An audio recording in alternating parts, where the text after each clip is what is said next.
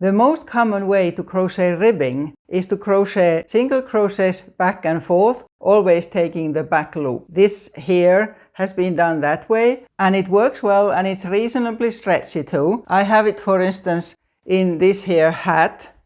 That's a kind of a ribbing that I have in here, in this one. I have a link in the description for the tutorial for this.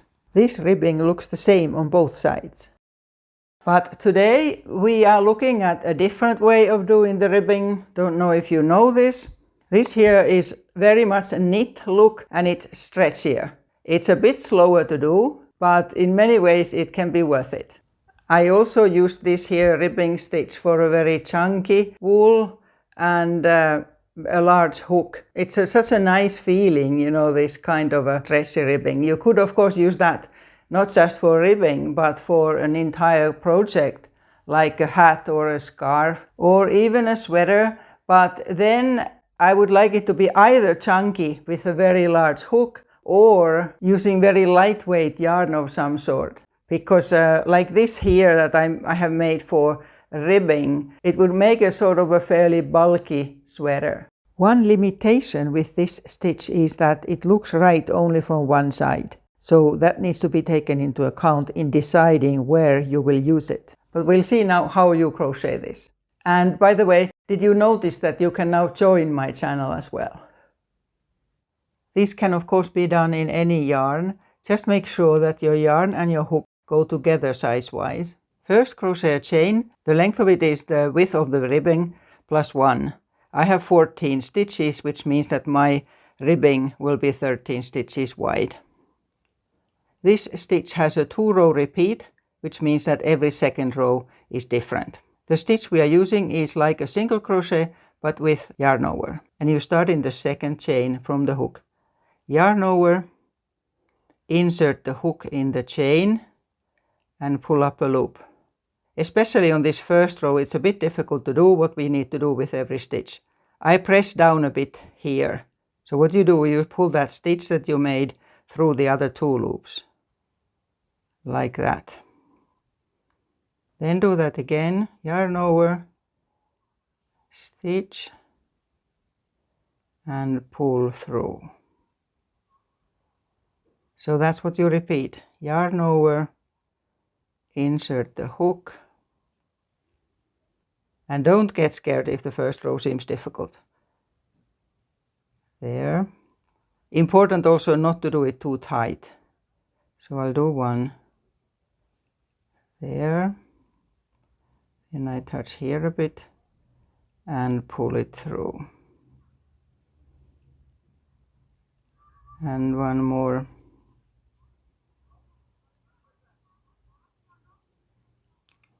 And do this until the end of the chain. Here, then chain 1 and turn. The next row is very easy. It's simply a slip stitch into every back loop of this here row.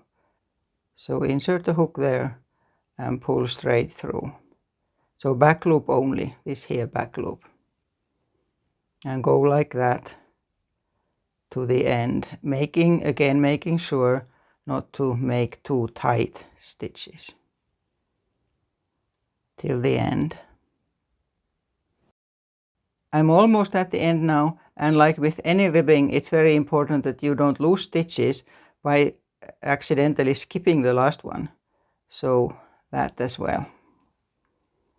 So don't see it yet how it's going to turn out. But then chain 1 and turn, and now we are doing the row with yarn overs again. So yarn over, and now again you need to take the back loop. So when you look at the row you just made, it's this here side that you need to use. So yarn over and into the very first stitch and pull through. I find that it's easier after you have done a few rows. So yarn over, back loop of that there, pull that and then through the other 2. Yarn over into the back loop and so on. Again, remember that it's easy to slow a video down in case it looks like I'm going too fast.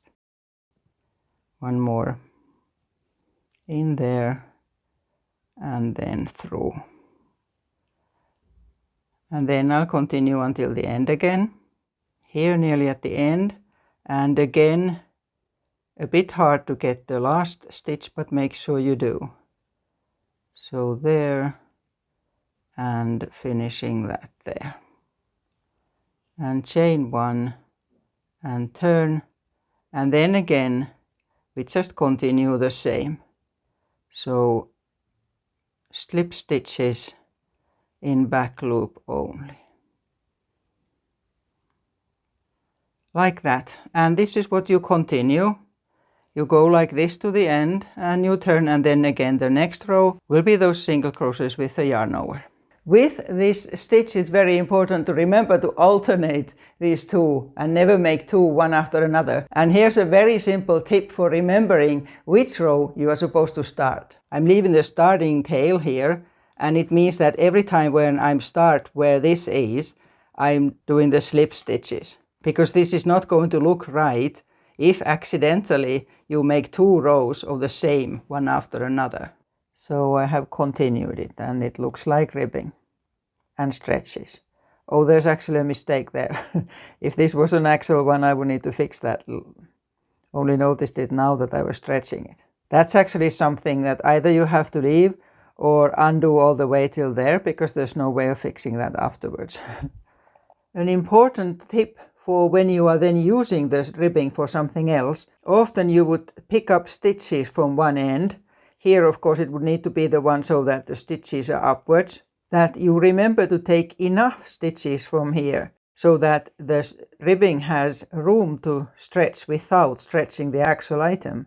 It's hard to know exactly depending on what it's been used, but you would easily take 3 so that there's one at the top of this and then one here and again one still here. But you would of course need to see what would work best for whatever you are doing. I trust you find this stitch useful, and check out also this here video about how to have very smooth edges in single crochets, something that you don't get if you always chain the one and then turn. And at the end of that video there is also a bit about how that affects ribbing, so you might want to watch that. So that's this video, and then you can join me by the riverside here in Turku and see what it's like there at the moment.